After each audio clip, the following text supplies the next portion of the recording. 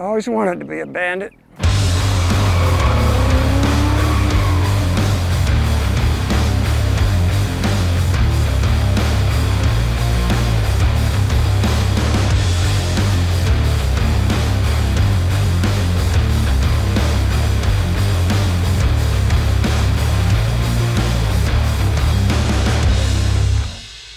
Hey guys, thanks for tuning in. We're out here at the Huntingburg Regional Airport here in the middle of Nowheresville, Indiana with our good friend, Randy Pobst. Randy, thanks for coming out today, man, and bringing the Randit. It's a pleasure to be here, and I've had so much fun with this Trans Am. It's a 77. We did the full Smokey and the Bandit treatment on the wrap, but you know, I'm Randy, so it's now the Randit. And this car has run really, really well. We've built the engine, we got a transmission, we've really done everything, but I want more. It's not good enough. Well, we're here to help with that. We're here to do some before tests today, and over the course of the next few episodes, we're gonna share the before time. We're gonna get Randy's thoughts on what he wants to change, what he wants to improve on the car. We're gonna install a full second gen Ridetech coilover suspension with 3-way dampers, sway bars, rear 4-link, the whole nine. And then we're gonna set that up correctly. We're gonna teach you guys a little bit about car setup, from sway bars, car balance, track alignment versus street alignment. And then we're gonna come back out here after the fact and test the car again and get your perspective, how we've improved. My pulse is up. Uh-oh. You started talking about that Ridetech suspension and the adjustable shocks, and I just can't wait to get it on the car. Because what we have right now is basically upgraded but stock style. And the front feels way too soft to me, and the rear is leaf spring. It's the original leaf spring suspension. So that axle is, I can literally feel it going, oh, it's doing the twist. I want a more direct relationship between the body of the car and the tires, because right now they're moving around. Well, we're here to help improve relationships on Ridetech TV, everybody. So let's get with it. So I'm excited to see how these 3-ways are gonna do on the car. Oh, I'm thrilled. I'm thrilled. And I want the car to be like balanced, and that it has just a little bit of understeer, but I can move the tail if I want to. Sure. That's a good handling car. Yeah, we've been testing out the track already. How's the engine? You guys just rebuilt that, right? I am really proud of this entire car, especially the engine. There's a young man, Air Force pilot named Captain Nate Amaral, and he's serving in the Middle East right now. Oh, wow. And in his garage back home, that's where this car was built. I helped a little, but we just had it up on jack stands. In fact, one time it fell off and we almost lost him, but he's quick and he got out of there. So a true jack stand build, this. It absolutely is. It's a Pontiac. I'm proud of that. I did not go LS. I'm like, I want it to be a Pontiac. It's got these original stock block. And we did heads and rollers and Holly Sniper and really everything. Air conditioning, it's about 450 crank now. They were originally 200. We got a suspension in it, like I said, the non-adjustable, and so far so good. It's still leaf spring in the back, and I want more. I think that the car can be a lot better, and it needs it to keep up with this killer engine and transmission we got in it now. Well, that's a good point. I'm glad you bring that up. So currently, for anybody wondering, the current spec is Toyo RA1s. They've been loved on quite a bit already, but we'll be keeping those tires throughout the duration of the test for a complete apples to apples comparison. And then it's got big sway bar in the front already, non-adjustable shocks in the front, and the stock leafs in the rear. Any other upgrades that it has already? The car has bushings, springs, front control arms, but the leaf springs are the only thing holding the rear axle in place. Gotcha. And I can feel it moving around. Did you guys already have the sniper system on the car already? No, that was part of the build. Okay. I bought this car as a very original, one owner for 40 years car that had been run hard, put away wet its whole life. But it was California, Nevada car, virtually rust-free, and it was a manual. And that's how I got in trouble. We're all at dinner one night after a track day. One of the guys is a car salesman, and he'd heard about it. He goes, hey, anybody want a 77 Trans Am? And I'm like, no, I got too many project cars. They're not getting done. It's in California. Makes no sense for me. No. Is it a stick? Yes. Then Nate's sitting right next to me. Final nail in the coffin. He says, you can keep it at my house. I'll work on it. Well, here we are. Everything's been improved on the entire car, and I want the suspension to make another step forward. I think it can be a lot better. That's what I'm after here. So what I'm hearing is you got the motor done, that's a gem. You want the suspension to match, so the car's got a good balance. Need it. Need it. I don't want the rear axle hopping around, breaking traction, except when I want it to. Control. We need more control in this beast. Well, thanks for the overview on the car. We've already explained what we're going to be doing to it over the next few days. Why don't we go ahead and get you set up and get these before laps running? Oh, but one more question. Why'd you want to go with a Smokey and the Bandit Trans Am? I always wanted to be a bandit.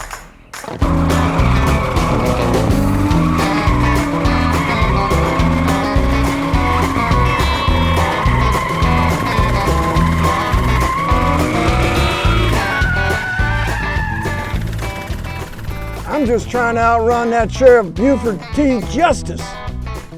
So what we're working on is getting a baseline for the car. We're setting up our lap timer for the autocross course that we have set up. Randy's going to pilot the car around and get a baseline number for us. We'll be able to use that as an apples to apples comparison once we've gotten the suspension changed out. We're using the same tires, the same car, the same driver, with the suspension change being the only variable. And we'll measure the before time and the after time after it's been updated. So that's what we're out here knocking out today.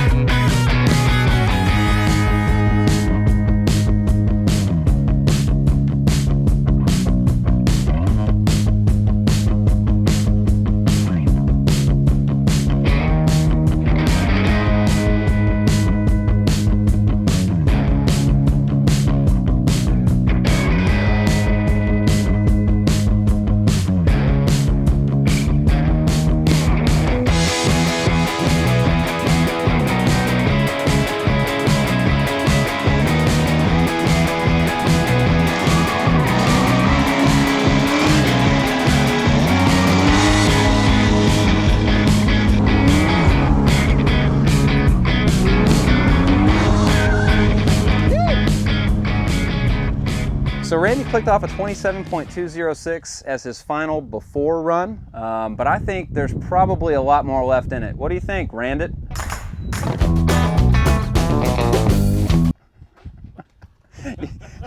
I think he's going to stay in character the entire time we're out here.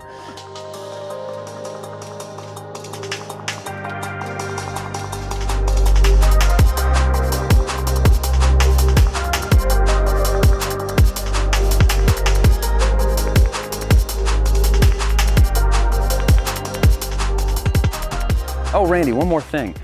I love the Smokey and the Bandit shirt, but we're gonna need something a little more, much better. Oh, smooth. Randy, so yesterday you were talking about how you had a lot of right steering input variance versus left. Tell me what was going on there. The car wants to go right. It's a combination of pulling and steering response. It made it really hard to be precise. Because turning right, I'd get more than I asked for. Going left, I got less than I asked for. And so we're looking at things in the alignment here as delivered that might cause such a thing. Sure. And there's a little bit, the caster's a little bit different. This is not much, 5.7 to 6.0, not much. And then the camber, we've got a little more camber on the left front than we do on the right front, about a half a degree almost. And those things could cause that. But the funny thing is, one pulls it one way and one pulls it the other way, maybe. Yeah. But this could be better, the alignment can be better. And another thing we did was we measured the ride heights of the chassis, I don't know, the ground, and the left front is really low. It's about an inch lower, you said, right? Yeah, I suspected that just from looking at the car.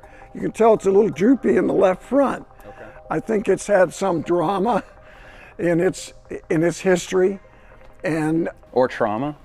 yeah, so once we level that out, that also I think is going to make a really big difference in steering response, at least left to right. Well, we're going to corner weight this thing. We're going to align this thing after we put all this suspension on, but this was just to get a check and see if that would explain anything that was going on with the steering feel ahead of time. So nothing too egregious, and at this point we're gonna blow the front suspension off and put all the new stuff on and get to it. That's the huge advantage of adjustable spring purchase, is you can balance the weight at each corner. With a simple basic system like I have now, you can't. You just put the springs in and it is what it is. That's going to be a huge thing to have for this new system here.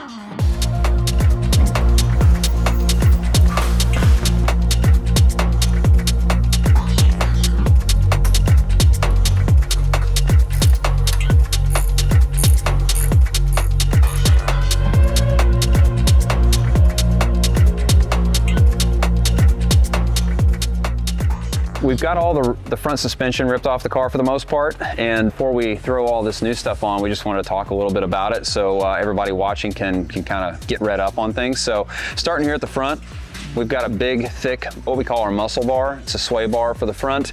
That's a 425-pound rate sway bar, a lot bigger rate than the factory bar.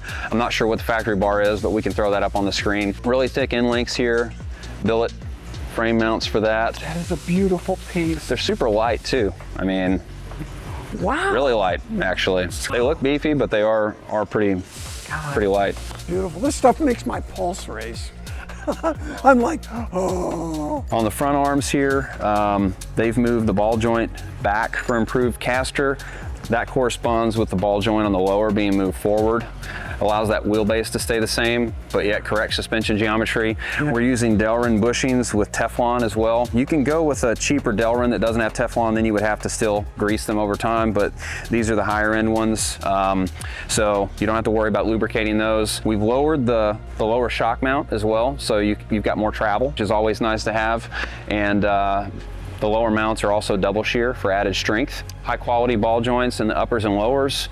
And then talking about the shock package, typically these kits come with our HQ single adjustable, the rebound adjustable only. But considering what you're gonna use this car for, you know how to set up a suspension, and we're gonna show everybody how. We've upgraded yours to the three-way adjustable, so these have That'll be my first set of three-ways. Really? Of my own. Okay. I'm always driving somebody else's car.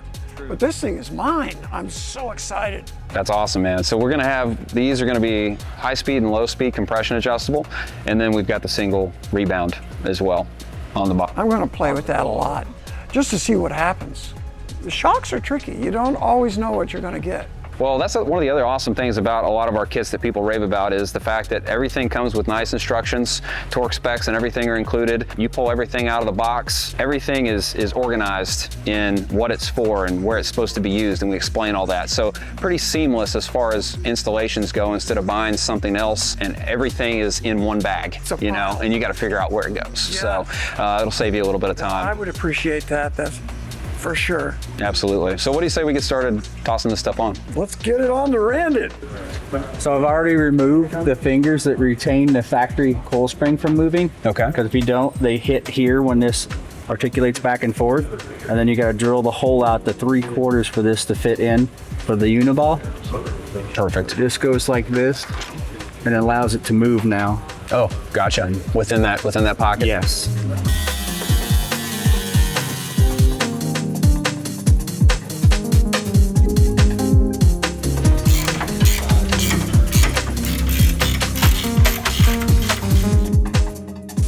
So we got the lower arms on. They're gonna get those attached to the spindle, and then we'll get the upper ones on, but it's awesome to see how smooth those arms move. Yeah. Delrin with the Teflon in it. It's only gonna get better.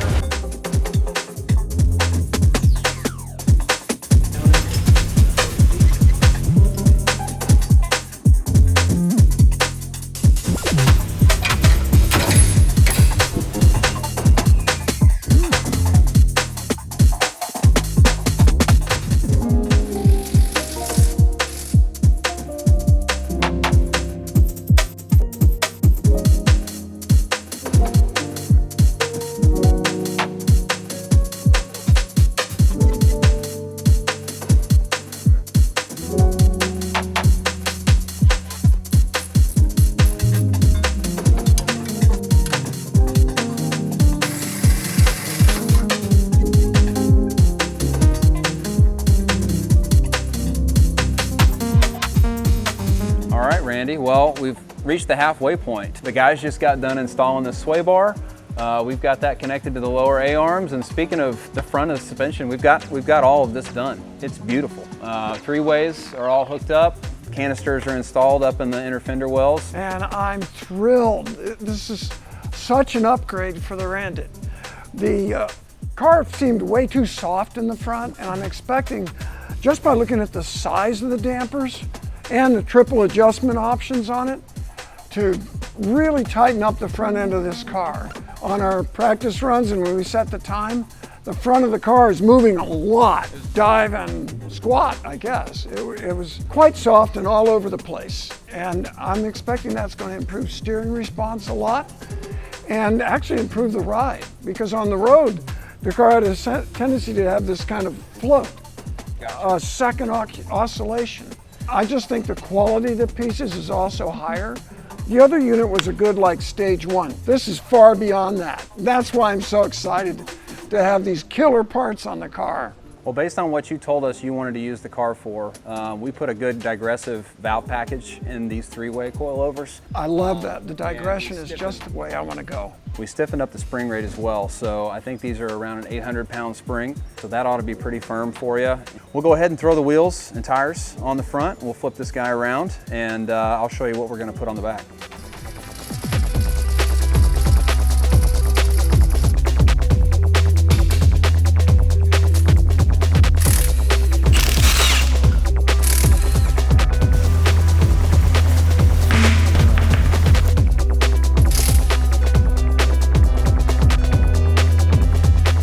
Randy, we've graduated to the rear of the car.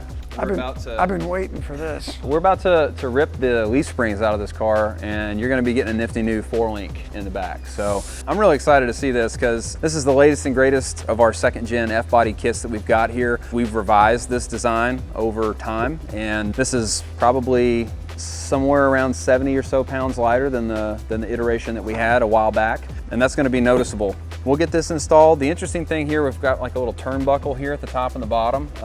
That's something that we were talking to our engineers earlier this morning, and they were talking about how there's like 3/4 of an inch of difference in between the frame rails, depending on, and there's no rhyme or reason to it, so we had to include these in every one, from one car to the next. It didn't seem like there was any reason why that was a model, the day they were made. It doesn't really make much sense. GM quality? Yeah, and so that's why that's included in there. Wow, well, we measured this car and it was an inch off in ride height. Yeah, on the driver's side. On the other side, and the other stage one that was non-adjustable. I figure the whole car's tweaked a little bit. It could be, it could be. That's a great feature. Yes, it is. Man, this thing is beautiful. Can I borrow this tonight? 1, 2. This is a major step forward for the Randy. Yeah, we were looking yesterday. I mean, you've got, this axle was moving laterally. It was rubbing the inside of the fender well. Yeah. Yeah, I mean, cue the B-roll. It's like the body was the travel limit. Yeah, honestly. We don't need a panhard rod, man. We just slam that tire into the body and that'll hold that axle right where it needs to be. Suboptimal. That's why I'm so thrilled about this upgrade. It's incredible. Leaf springs are crude. Cart springs. This is what they had on the donkey carts 500 years ago. It's a little lower tech, obviously, than the monoleafs on Vets. And this is first-class modern equipment. Well, bolted to these, and these tabs will weld to the axle, of course, but we've got tubular adjustment arms, and then we've got R-joints at each end, and one's reverse thread, so you don't have to take them off to adjust them. They can be adjusted on the car. Beautiful. Which is nice, convenient. Beautiful. We've got the optional sway bar. This doesn't come in the kit, it's an optional add-on. It's a 2-point sway bar, so you can adjust it to a higher limit or the lower limit. Fine tuning. We'll throw the sway bar rates on there. I don't know if we have those right now, but we'll throw them on the screen. And then these are your longer arms here with your lower shock mounts. Amazing. on billet. Yes. Billet and more mounts. adjustment. More adjustment there. To change the amount of anti-squat. So we can adjust the forward bite. I mean, this stuff just, it excites me. Again, the pulse starts going. That's like real race car stuff. Yeah, absolutely. Yeah, the Rand is just getting better and better. And then last but not least, we've got 3 ways here in the back too. We did 800-pound spring rate in the front, and these are 225s in the rear. Okay. That's up from 175 is what you were at in the rear on these Leafs. Yeah. And you were, I think, at 600 in the front with what you had originally. So sporty. Yeah, well, we've got to take the axle out and weld on all these tabs, weld in this little cross member here for these arms to locate. And so we'll get on that here in the next few minutes after we get all this torn off. It's fantastic.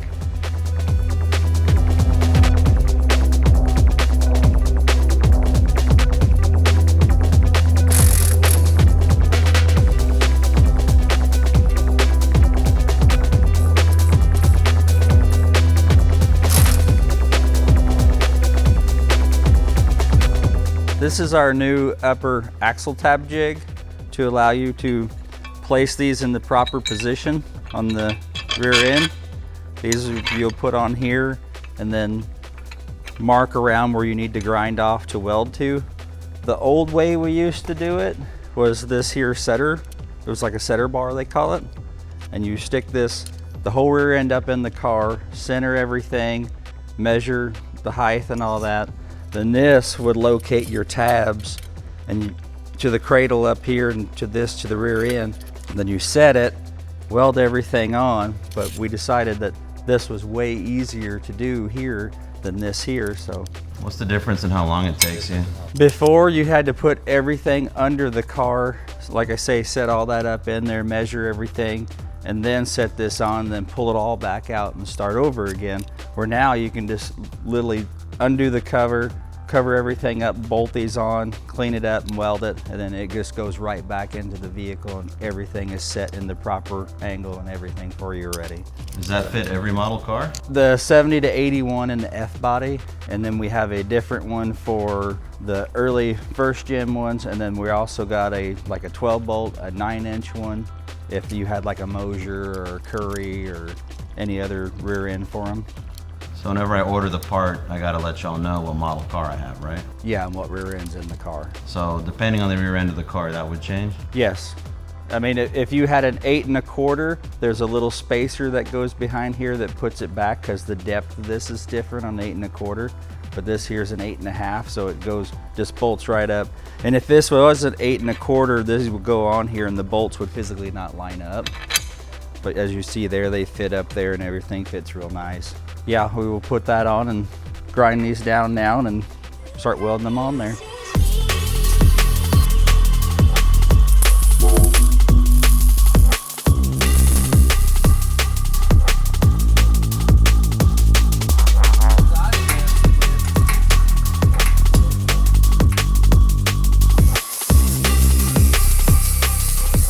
All right, Randy, well, we've reached another checkpoint here.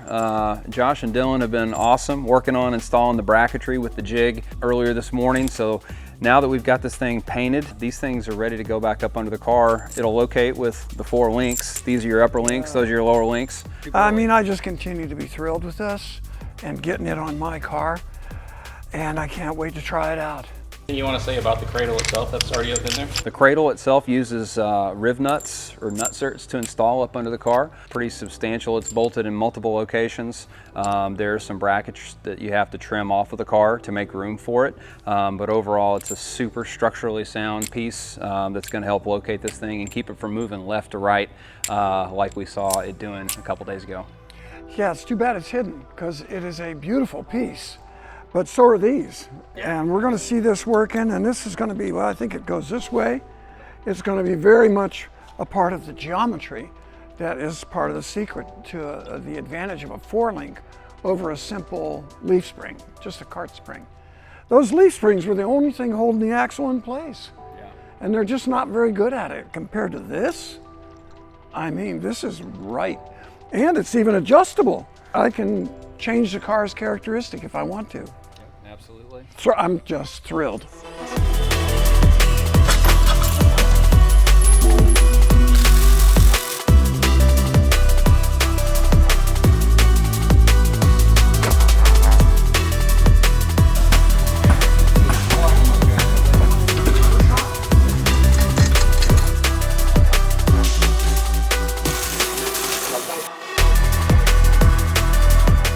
right now the guys have got the tires going on. They're not getting bolted on for the final time yet. They're not torquing them or anything. They're just doing an alignment check. So we want to make sure that the wheels within the wheel arches are not forward, back. We want to make sure they're centered before we go tightening down all the links on the 4-link.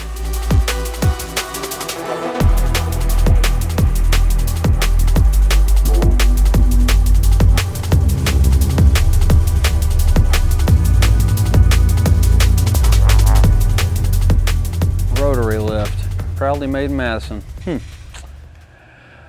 All right, gang, so we've got Randy's car on the alignment rack for the second time. At first we did a pre-alignment just to find out where the car was set at originally, and after we've installed the suspension, we've got it back on the rack, because one of the most important things you can put in your car is a good alignment. It doesn't matter how high quality of a component that you put in.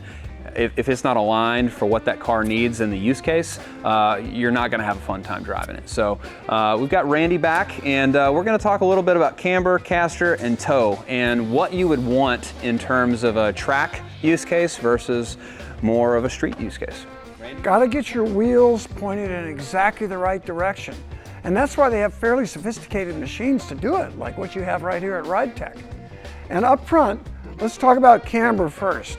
And camber is what you see when you look straight at a car. If the tires are straight up, that's zero camber. If they lean in, that's negative camber. And if they lean out, that's positive camber. And this has a great effect on the amount of grip that your tires have. In general, more negative camber means more grip when you're in a corner, but it means more tire wear too when you're going straight. There's a pro and a con. So on the street, conversely, you would want more of a neutral camber setting. Closer to zero on the street, but 2 or 3 degrees of negative camber is quite common on the racetrack, and that's a lot. You can see it. Next, we got caster. Caster's kind of tricky because what it does is change, among other things, it changes your camber when you turn the wheel. So when you turn your steering wheel, it's the angle of the kingpin. So the wheel leans more negative as it turns if you have some caster. Since caster is good for grip, it's pretty cool because it can make your car gain the caster in a corner so you have the grip, and then straighten up on the straights so you have better tire wear and maybe even better braking. So on a street car, you're going to want positive caster as well because you want it to return to center. You'll use about 3 to 5 degrees depending on what application you've got. To make a car more stable in a straight line. And then on the track context, anywhere from 6 to 7 is what we're going to dial into your car here. So, and I'll take toe. Toe is simply the relation of the steer tires. At least in this case, you've got a live rear axle, but it's the orientation of the tires. Do they point in towards one another? Are they completely straight ahead, or do they point out? If they point in towards one another, that's easy, that's toe in. If they point away from one another, that's a toe out situation. So typically, you're gonna want, on a track setting, at least what we're dialing into Randy's here, we're doing a 1/16 out, total toe out. And that's gonna be a 32nd of an inch on each side. You gotta divide that in half. But on the street, you'd be looking a little bit more at a toe in situation. Yeah, the toe in makes the car more stable. It makes it want to go straight. It's more comfortable. It's safer. On a racetrack, toe out makes the car turn quicker. Might be able to get better lap times from it, and a lot of race cars run some toe out because it makes the car actually a little bit unstable and really willing to zoom into that corner. Awesome. So that's perfect for like an autocross type situation where you're really trying to dive around those cones. And you would even say that you use that in a road course situation as well? Yeah, for sure. Every car is different, but usually you want a little bit of toe out to make the car want to change directions in the front of the car. We're talking about the front here. Front of the car only. Awesome. Well, cool. Yeah, we'll check on the guys, see how things are going, and we should be ready to corner weight the car.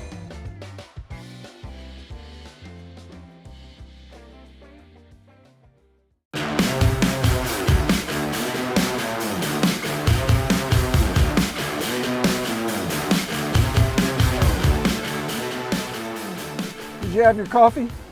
I did. We're back out here at Huntington Regional Airport. We've got the track set up exactly like it was the other day. We spray marked where every cone was, and we'll start making some adjustments after we get comfortable with the track and see what Randy thinks, and hopefully we'll knock some time off our best time from Monday. Yeah, we're going for the time. We're using the impartial judge here, but I could just tell on the way over, the car is so much better tied down than it was. Awesome. Well, let's get some laps in, man. Let's roll, sun's coming up, it's time to go.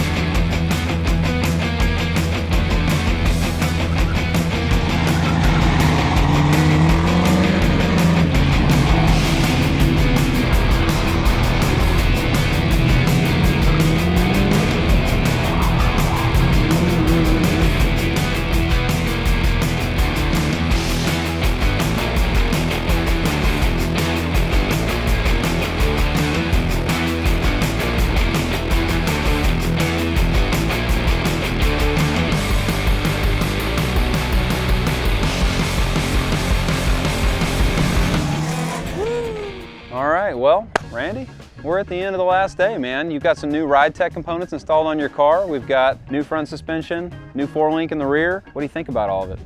This Firebird has gotten to 2024 on the suspension. We've been out here for hours. Yep. Tweaking on the shocks. We've got triple adjustables and using a combination of rebound to slow down weight transfer was where we got most of our speed increase, because it makes the rear not hook up as quick and it makes that tail come around. And we need actually a little oversteer here on our tight course. I mean, I'm in second gear, full lock in the hairpins, and it was understeering too much. I think the setup would have been ideal for a road course, like Road Atlanta, VIR, where you've got some speeds, stretch your legs. On the autocross, we had to work towards oversteer. And the way we did it, we had used the adjustable rear sway bar, but by adjusting the shocks and adding more and more rear rebound, the tail of the car started to rotate, because the rebound keeps the weight from transferring, and then that rear tire can start moving. And then we added compression on top of that to make it more precise. We tried the same thing in the front, and the car actually slowed down. But the greatest thing about it was having those adjustments, triple adjustable TQs, to play with. And the Huntingburg Airport. Yep. So we have a course we could run over and over, back to back, and just pound it. And it was very successful. And we run on Toyo RA1 tires.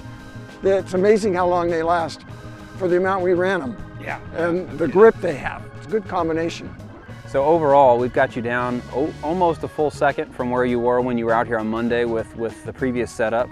You were at a 27.206, and now you're down to roughly, I think it was a 26.5 we got, 26.50. Yeah, we got a 26.50. So pretty close to that. But man, it's been great to have you out here. Appreciate you for coming out and letting us work on the car. We've enjoyed transforming it. Josh, Dylan, the rest of the team here. So thanks for letting us work on it. And they had a lot of skill. Right there in the Ridetech garage, I felt totally spoiled, Blaine, and I appreciate it for you and Ridetech. And the Fox shocks on the car, I've just turned it into a 2024 suspension on a 77 Smokey and the Randic car. Well, that's what we've tried to do is offer modern drivability with a classic application. You know, you mentioned a road course where it would be equally at home. We may have to have you out to one of the Grid Life events or Hyperfest or something like that coming up here in the next few months, so we can get this thing out and stretch its legs. I'm all for it, because it's got some great legs. Absolutely. Well, hey man, thanks again. Thank you, Blaine, and thank you, Ridetech. What do you say we go for one more run? Yeah, let's go.